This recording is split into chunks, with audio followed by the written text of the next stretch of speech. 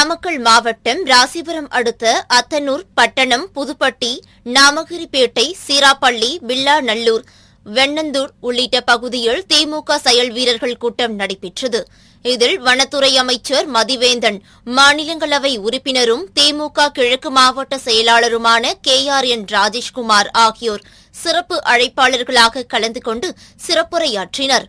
அப்போது பேசிய ராஜேஷ்குமார், காமராஜர், MGR, கலைஞர் இவர்களுக்கு பிறகு பசியோடு வரும் குழந்தைகளுக்கு காலை உணவு திட்டத்தை கொண்டு வந்த ஒரே முதல்வர் ஸ்டாலின் தான் என்றும், முதியோர் உதவித்தொகை மற்றும் மகளிருக்கு இலவச பேருந்து, மகளிருக்கு மாதம் 1000 ரூபாய் உள்ளிட்ட தேர்தல் வாக்குறுதிகள் அனைத்தையும் நிறைவேற்றியவர் திமுக தலைவர்தான் என தெரிவித்தார்.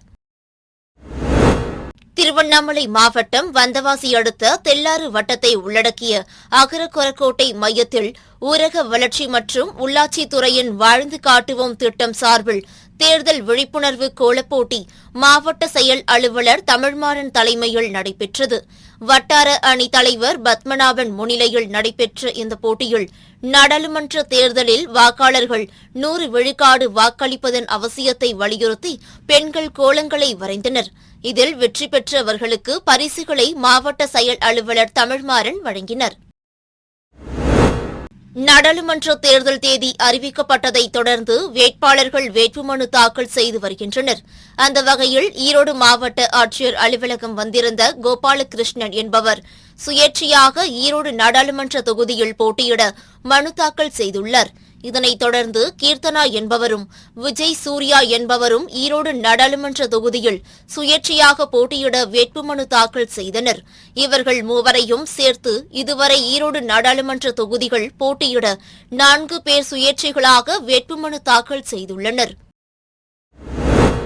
புனித வெள்ளியன்று உலகம் முழுவதும் உள்ள கிறிஸ்தவ மக்கள் துக்க நாளாக கடைபிடித்து வருகின்றனர். எனவே அந்த நாளில் தமிழகம் முழுவதும் டாஸ்மாக் கடைகளை மூட தமிழக அரசு நடவடிக்கை எடுக்க வேண்டும் என தூத்துக்குடி மாவட்ட பரிசுத்த அமலோற்பவ மாதா மதுவிலக்கு சபை மற்றும் போதை நோய் நலப்பணி குழு தூத்துக்குடி மறைமாவட்டம் சார்பில் தமிழக முதல்வருக்கு மற்றும் மாவட்ட ஆட்சித் தலைவரிடம் மனு அளிக்கப்பட்டது. ஆனால் இதுகுறித்து நடவடிக்கை எடுக்காததால் ஆத்திரமடைந்த கிறிஸ்தவர்கள் புனித வெள்ளி தினத்தில் மது கடைகளை மூட வலியுறுத்தி உண்ணாவிரத போராட்டம் நடைபெற உள்ளதாக அறிவித்துள்ளனர். பத்திரிகை துறை, ஊடகத்துறை நண்பர்களுக்கு வணக்கம். தொடர்ந்து சாம்பல் புதன் அன்று நாங்கள் தொடர்ந்து 3வது ஆண்டாக இந்த கோரிக்கையை தமிழக அரசுக்கு பணிந்து கேட்டுக்கொண்டு பல்வேறு ஆலயங்களிலே பதாகை, பங்கு தந்தையர்கள், இறைமக்கள் ஒத்துழைப்போடு நாங்கள் இதை பணிந்து கேட்டிருக்கிறோம். தொடர்ந்து 3வது ஆண்டாக எங்களுடைய மனுக்களும் கோரிக்கைகளும் கேட்கப்படாத சூழ்நிலையில இருக்கிறது. அரசினுடைய கதவுகளுக்கு சென்றும் அவர்களுக்கு தெரிந்தும் அறிந்தும் இதை கண்டுகொள்ளாமல் இருப்பது வியப்புக்குரியதாக இருக்கிறது. சிறுபான்மை மக்களுடைய தலைவர் உயர் திரு பீட்டர் அல்போன்ஸ் அவர்களுடைய கோரிக்கை 2022ஆம் ஆண்டு கொடுத்தும் கூட அரசு இதை கவனத்திற்கு எடுக்காத நிலை எங்களுக்கே ஆச்சரியமாக இருக்கு.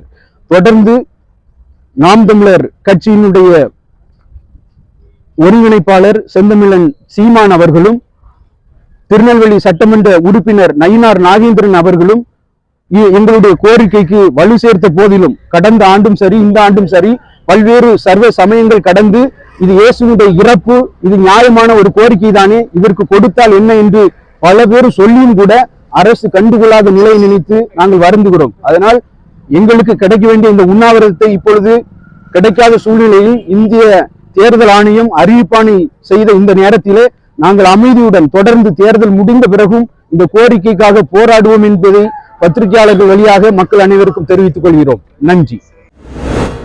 காஞ்சிபுரம் மாவட்டம் காஞ்சிபுரம் மாநகராட்சிக்கு உட்பட்ட செவிலிமேடு பகுதியில் அமைந்துள்ள தனியார் திருமண மண்டபத்தில் காஞ்சிபுரம் நாடாளுமன்ற தொகுதி இந்தியா கூட்டணி சார்பில் போட்டியிடும் திமுக கழக வேட்பாளர் சிறுவேடல் கா. செல்வம் அறிமுக கூட்டம் மற்றும் காஞ்சிபுரம் சட்டமன்ற தொகுதி செயல் வீரர்கள் கூட்டம் திமுக மாவட்ட செயலாளர் சுந்தர் தலைமையில் நடைபெற்றது. இக்கூட்டத்தில் திமுக மாநகர செயலாளர் தமிழ்ச்செல்வன் வரவேற்புரையாற்றி சிறப்பித்தார். திமுக கட்சியின் கழக மாணவர் அணி செயலாளர் CVM எழிலரசன் சிறப்புரையாற்றினர். மேலும் இதில் விடுதலை சிறுத்தைகள் கட்சியின் தெற்கு மாவட்ட செயலாளர் தீவா எழிலரசு, மாநகர மாவட்ட செயலாளர் மதி ஆதவன், விடுதலை சிறுத்தைகள் கட்சியின் மேலிட பொறுப்பாளர் பாசறை செல்வராஜ் உள்ளிட்ட தோழமை கட்சிகளின் பொறுப்பாளர்கள் மற்றும் உறுப்பினர்கள் திரளாக கலந்து கொண்டனர். உலக தண்ணீர் தினத்தையொட்டி வைகை நதி மக்கள் இயக்கம் சார்பில் மதுரை வைகை ஆற்றின் மைய மண்டபத்தில் வைத்து தண்ணீர் தினம் கொண்டாடப்பட்டது. இந்நிலையில் வைகை தூய்மைப்படுத்தும் பணி நடைபெற்றது. இதில் 500க்கும் மேற்பட்ட மாணவ மாணவிகள் மற்றும் சமூக ஆர்வலர்கள் கலந்து கொண்டு வைகை ஆற்றில் கிடந்த பிளாஸ்டிக் கழிவுகள் குப்பைகளை அகற்றினர். அதோடு உலக தண்ணீர் தினத்தை வைகை நதியை மாசுபடுத்த அனுமதிக்க மாட்டோம் என்று உறுதிமொழி எடுத்துக் கொண்டனர். நாடாளுமன்ற தேர்தலில் தருமபுரி நாடாளுமன்ற தொகுதியில் திமுக வேட்பாளர் வழக்கறிஞர் ஆ. மணி போட்டியிடுகிறார். இந்நிலையில் தருமபுரி நாடாளுமன்ற தொகுதியில் போட்டியிடும் திமுக வேட்பாளர் தருமபுரி கிழக்கு மாவட்ட அலுவலருமான கலைஞர் அறிவாலயத்திற்கு வருகை புரிந்தார். அப்போது அவருக்கு கட்சி தொண்டர்கள் தாரை தப்பட்டை முழங்க உற்சாகமாக வரவேற்பு அளித்தனர்.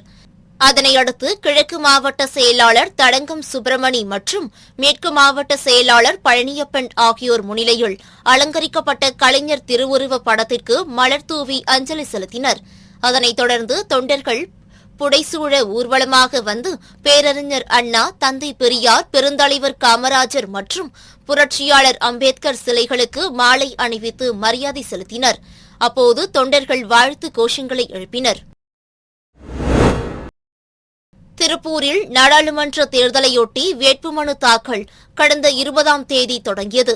கடந்த 2 நாட்களாக எந்தவொரு வேட்பாளரும் வேட்புமனு தாக்கல் செய்யாத இந்த நிலையில் 3ஆம் நாளான இன்று காலை திருப்பூர் தொட்டிப்பாளையம் சேர்ந்த வெங்கடசாமி என்பவர் தேர்தலில் போட்டியிட வேட்புமனு தாக்கல் செய்தார். இதேபோல நாடாளுமன்ற தேர்தல் மற்றும் சட்டமன்ற தேர்தல் என 10 தேர்தல் சந்தித்த ஈரோடு அந்தியூரை சேர்ந்த ஷேக் தாவூத் என்பவர் தேர்தலில் போட்டியிட வேட்புமனு தாக்கல் செய்தார். இதேபோல ஏராளமானோர் வேட்புமனு தாக்கல் செய்தனர்.